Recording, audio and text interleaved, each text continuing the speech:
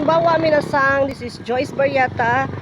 Video today, ga-vlog ko subong guys sa Mount Zion Memorial Park.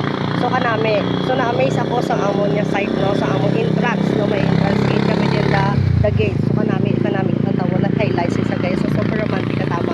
Then kasolem, may nagasindi pa guys. Then may highlights kami din mga namin sa landscaping no, naka well cut, naka well trim mga amon niya mga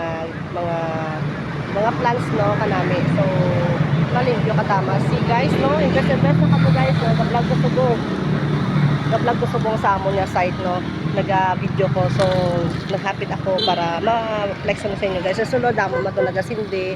So rest gamay na lang gasindi, mapulit naman na sila guro guys no. So i-flex na sa inyo guys na ari ko sa sulod no.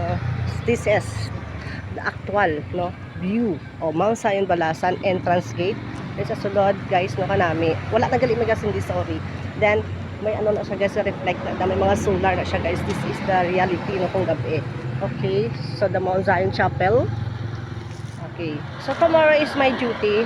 So this is the right time and the perfect time na mag-flex ng actual view of Mount Zion Balasan Iloilo, lalo kung gabi. So beautiful siya katama guys, super beautiful siya katama no. So invest na kamo guys. This is Joyce Belenda Barriata at your service. Joyce ganda no. So PM nyo lang ko for inquiries ne. So open ako guys always. Kung naga-online ako, pwede get. Tumutulong ko sa kaga. Okay na siya mas, mga Mount Zion. This is Sakura Girl at your service ni. Arigato gozaimasu. Invest na mga madams ko.